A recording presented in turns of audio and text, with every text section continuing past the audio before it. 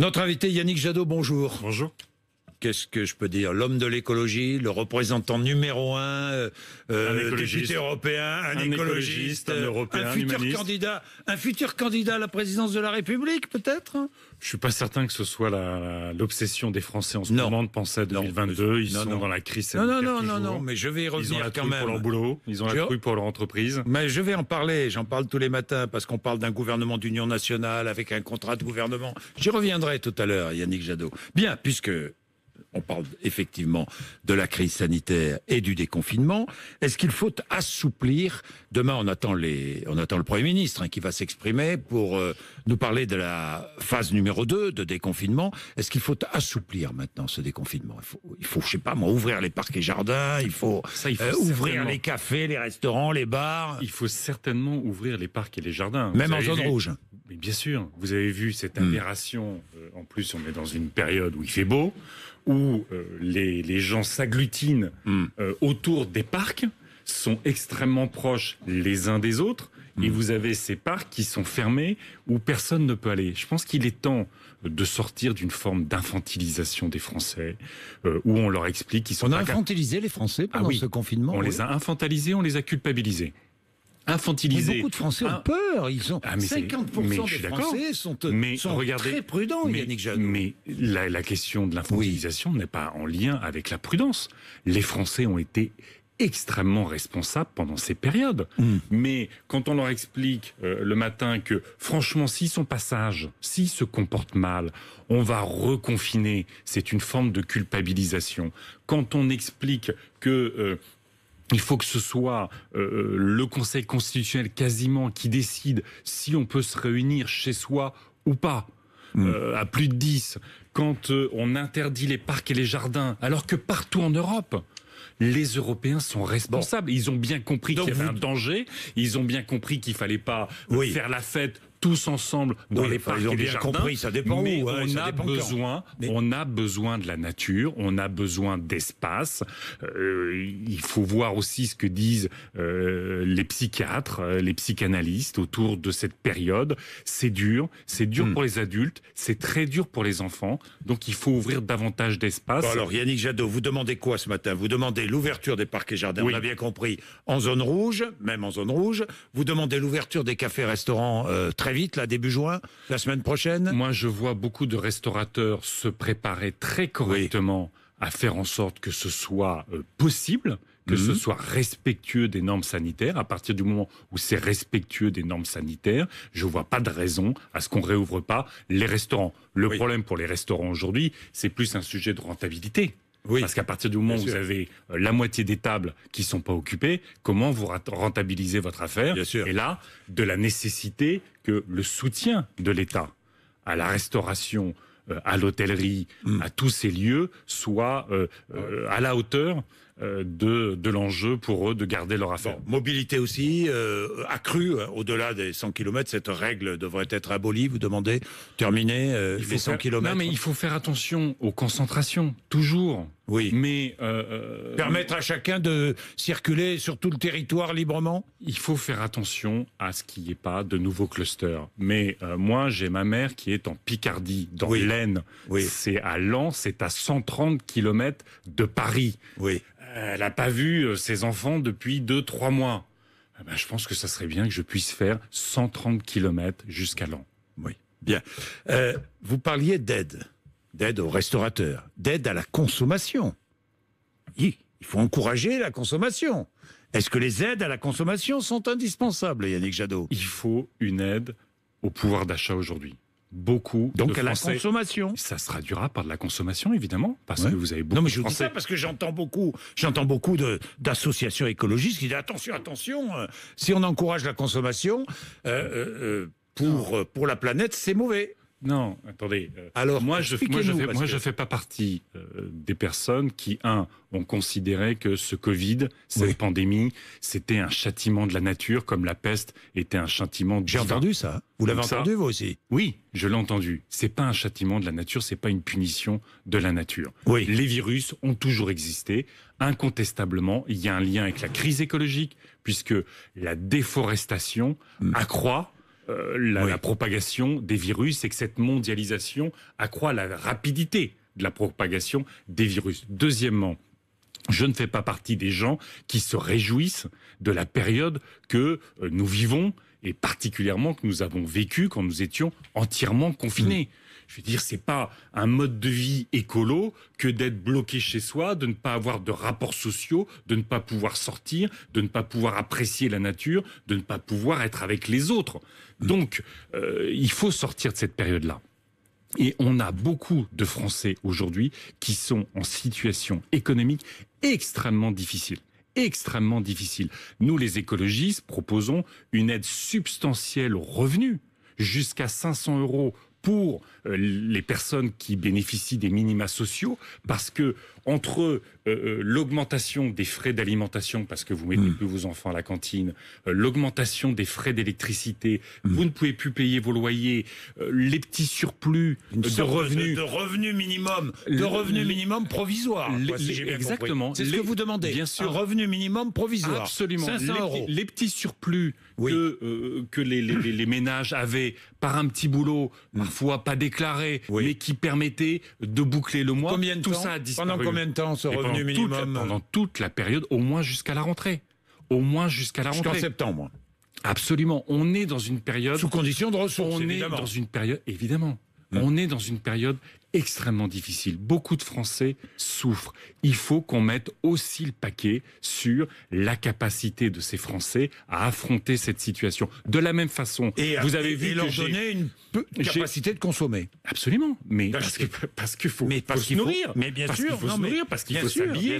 Parce qu'il faut que les enfants puissent retourner. Il faut dans les clubs de sport. Parce qu'il va falloir que tous ces enfants qui vont être sortis quand même assez largement du système scolaire, même s'il y a eu des cours par Internet, même si une partie... Bon, il va falloir remettre ça. Et puis c'est pour ça que j'ai demandé aussi qu'on remette en place les emplois aidés. Les emplois aidés, vous savez que des centaines de milliers de jeunes vont arriver sur le marché du travail qui n'aura pas de boulot.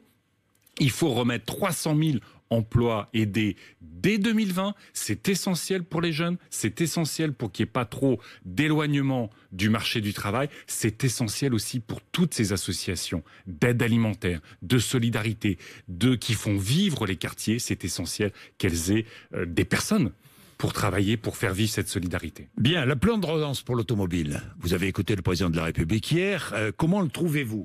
Alors, je rappelle, je ne vais pas entrer dans tous les détails. On le fera si c'est justifié. 2 000 € pour une voiture, un véhicule hybride rechargeable. 7 000 € véhicule électrique. 3 000 € la prime à la conversion, sous condition de ressources. Hein, encore une fois. Qu'en pensez-vous? Il y a de bonnes choses. Bonnes choses, notamment. Ça doit vous satisfaire, non? Il y a des bonnes choses totalement sur l'idée de favoriser l'achat de véhicules électriques ou hybrides, des véhicules moins polluants, notamment en ville. Oui. Sur le fait que on aide les ménages les plus en difficulté pour se débarrasser de leur vieille voiture, pour acheter une voiture c'est la prime à la conversion, qui consomme moins, ça va dans le bon sens. Il y a 2-3 choses que je regrette profondément. 1. On n'exclut pas les SUV de la prime à la conversion. On sait que en 10 ans, le marché des SUV a explosé. C'est la deuxième cause de dérèglement climatique depuis 10 ans dans le monde. La deuxième cause après l'énergie. C'est-à-dire que l'explosion des SUV, ça. La deuxième chose que je regrette, on ne met pas en perspective la question de l'automobile et de l'industrie automobile. C'est quoi les deux grands sujets?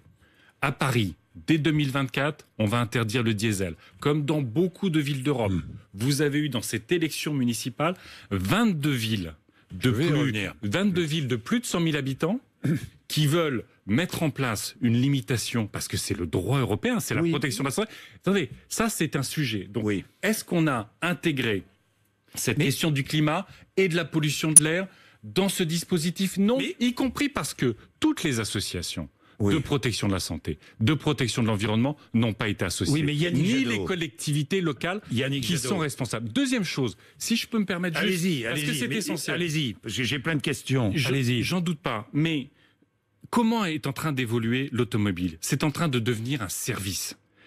On achète moins sa voiture. L'idée, c'est de la partager. L'idée, c'est de faire du covoiturage. L'idée, c'est de louer. Et on n'intègre pas cette évolution majeure du monde de l'automobile qui va faire qu'à un moment donné, si on n'y prend pas garde, il n'y aura plus de grands constructeurs automobiles européens. Il y aura Google et il y aura les Chinois. Et moi, je regrette que tout ce plan, qui va mettre 8 milliards sur l'industrie automobile, à la fois n'intègre pas des acteurs essentiels de la question de la mobilité, n'intègre pas les enjeux essentiels aujourd'hui. Quelle place pour la voiture? Quelle voiture qui consomme peu? On a oublié la voiture à 2 litres. Yannick Jadot, 1 million de véhicules propres fabriqués en France en 2025. Tant Vous y mieux. croyez ou pas? Ouais, en 2009. Non, En 2009, c'est bien ou pas? C'est bien ou pas? C'est bien. Quand on a fait le Grenelle de l'environnement en 2009, il devait y en avoir 2 millions en 2020. Oui. Vous voyez le retard qu'on a pris, considérable. Évidemment. Donc, prudence. Mais attention, Si j'ai bien l'idée, compris. c'est pas de remplacer toutes les voitures thermiques par la aujourd'hui, voiture il y a une électrique. urgence. Vous êtes d'accord? Il y a 400 000 véhicules qui sont en stock. Qu'est-ce que vous faites de ces 400 000 véhicules? Mais est-ce que l'argent public... Mais qu'est-ce que vous en faites? Mais moi, aujourd'hui, je n'interdis pas. Qu'est-ce que vous faites de tous les SUV, qui sont chez les concessionnaires? Moi, je vous demande. Vous les mettez à la casse? Non, pourquoi? Parce que s'il n'y a pas de prime vous offrez une prime à la conversion. S'il n'y a pas de prime à la conversion, ces voitures ne se vendent plus. C'est l'État, c'est la collectivité qui doit financer des SUV qui nous polluent en ville et qui dérèglementent, qui dérèglent le climat. On a un marché automobile. Aujourd'hui, il y a des SUV sur le marché. Il y a certains Français qui ont envie de les acheter. Yannick Jadot, vous allez les acheter. Mais je les empêche pas. Bon. Aujourd'hui, je n'interdis pas les SUV. Mais vous ne comprenez pas qu'on verse une prime à la conversion sur ces modèles-là. Exactement. Il y a deux choses que je comprends pas. Pourquoi est-ce qu'il y a des SUV qui sont vendus en concession qui ne respectent pas les lois sur la pollution de l'air et sur les émissions de CO2. Vous savez que la plupart des SUV, aujourd'hui, ils polluent 5 fois la norme, alors qu'on a 67 000 morts prématurées dans notre pays par an liées à la pollution de l'air. Donc, moi, je voudrais interdire la pub pour les SUV. C'est pas nouveau. On promeut un véhicule qui, aujourd'hui, pollue notre santé, contamine nos organismes et participe largement au dérèglement climatique. Donc moi, aujourd'hui, je n'interdis pas la production des SUV, mais je ne veux pas que de l'argent public finance le développement des SUV dans notre pays. Bien, Yannick Jadot, parlons de l'Europe. Ensuite, je vous parlerai de la politique française, politique politicienne. Parlons de l'Europe avec cet appel franco-allemand pour la réouverture des frontières entre pays européens. Là, vous appuyez cet appel? Bien sûr. Vous aussi? Bien sûr. Il faut ouvrir les frontières, là? Mais bien sûr. Enfin, je veux dire, on a, malheureusement, vous le savez, l'Europe a été très peu coordonnée sur le confinement. C'est une triste nouvelle pour l'Europe. Les États ont fait chacun dans leur coin. Bon. Le déconfinement n'a pas été beaucoup plus coordonné. Mais expliquez-moi pourquoi on devrait fermer la frontière entre la France et l'Allemagne, alors qu'il y a tant de Français qui vont travailler en Allemagne et tant d'Allemands qui vont travailler en France. Pour les frontaliers, les frontières sont toujours ouvertes, sont restées ouvertes pour ceux qui travaillaient. Bien sûr, mais pour tout le monde. Mais pour les touristes européens, en quelque sorte. Je pense que, moi je souhaite que les Français aillent en vacances, pour ceux qui pourront partir en vacances, qu'ils aillent en vacances en France. Notre pays est absolument extraordinaire. Vous souhaitez aussi qu'ils aillent en Italie ou en Espagne? S'ils veulent y aller, ils peuvent y aller, mais profitons y compris pour redécouvrir notre pays et faisons en sorte, c'est aussi une proposition que nous avons défendue, qu'il y ait mis en place un chèque vacances. Vous savez, ce chèque vacances, il existe. Tout le monde connaît à peu près le dispositif. Il y a des millions et des millions de Français qui en bénéficient. On peut le renforcer massivement pour que, notamment, les ménages qui sont en difficulté financière, dont les enfants ont été confinés, peut-être pourront pas partir en colo parce qu'on ne sait pas encore quel va être le dispositif pour partir en colo, pourront pas partir chez leurs grands-parents parce qu'il y a toujours la trouille de contaminer les grands-parents, que toutes ces familles puissent bénéficier d'une semaine de vacances en France. C'est bien pour notre industrie du tourisme, c'est bien pour les Français. Plan de relance de la communauté européenne, de l'Union européenne, dévoilé aujourd'hui. On attend ça avec impatience. Beaucoup d'États attendent ça avec impatience, notamment les États du Sud. 1 000 milliards d'euros, dit-on, Vous connaissez le chiffre? On serait plutôt un petit peu en dessous probablement pour la Commission, autour de 700, 800 milliards 800 annoncés. Milliards. Plus les 500 milliards annoncés de prêts franco-allemands? Ah non, c'est la même chose. C'est la même chose. Non, je dis ça comme ça. Alors, nous, on rêve. Si le Parlement européen a voté pour 2000 milliards. Parce que c'est pour ça que je nécessaire au regard de la dépression économique, au regard des besoins sociaux, au regard des besoins de transition écologiques, qui sont ceux qui créent le plus d'emplois. Vous savez, il y a une formidable étude d'Oxford, de l'université d'Oxford, qui a étudié tous les plans de relance de 2008. Oui. Les plans de relance qui ont le mieux contribué à l'activité économique et à la création d'emplois, c'est ceux qui ont le plus pris en compte la question du climat.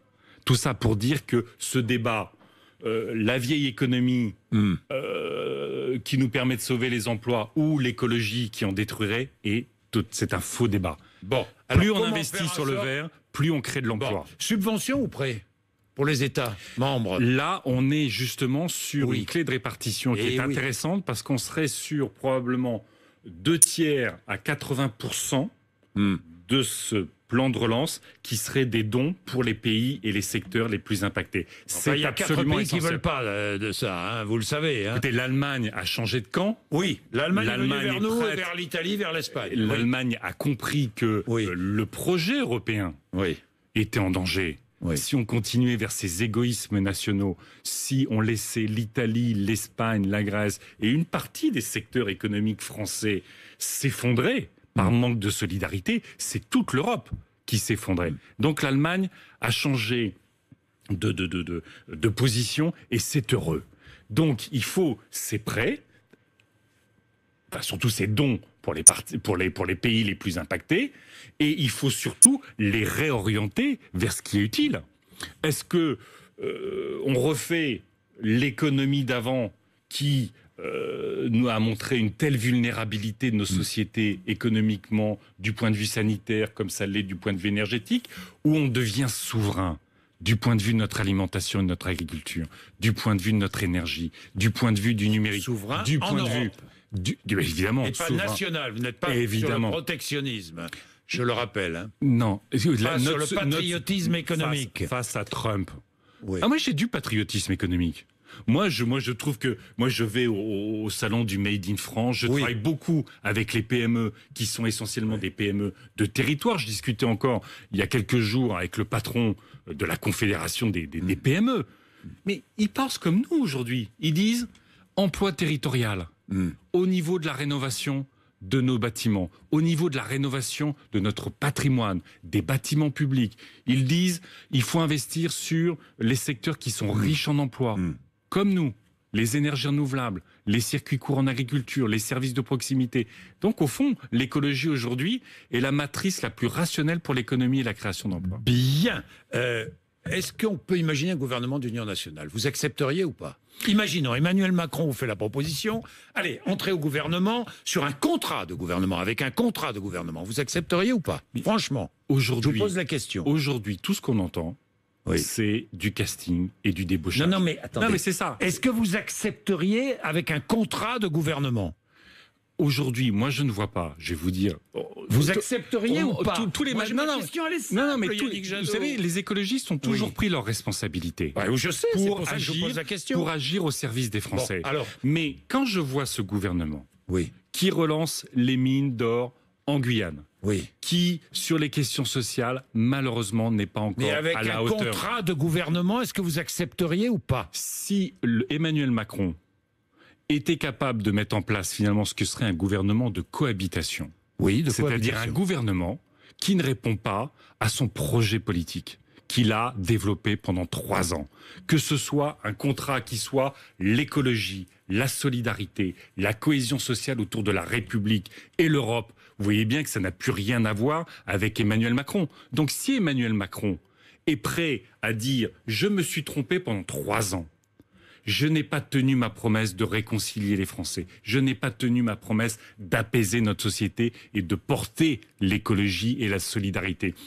Je laisse à d'autres le soin de gouverner ce pays pour porter ce projet-là. Pourquoi pas? Mais reconnaissons que la question Pourquoi qui nous serait posée, c'est et si Emmanuel Macron n'était plus Emmanuel Macron, est-ce que vous seriez prêt à gouverner avec un écologiste et un humaniste et un progressiste? Si je comprends bien, c'est simple. Si Emmanuel Macron vous propose un contrat de gouvernement et vous laisse appliquer les mesures que vous avez envie d'appliquer, vous dites oui.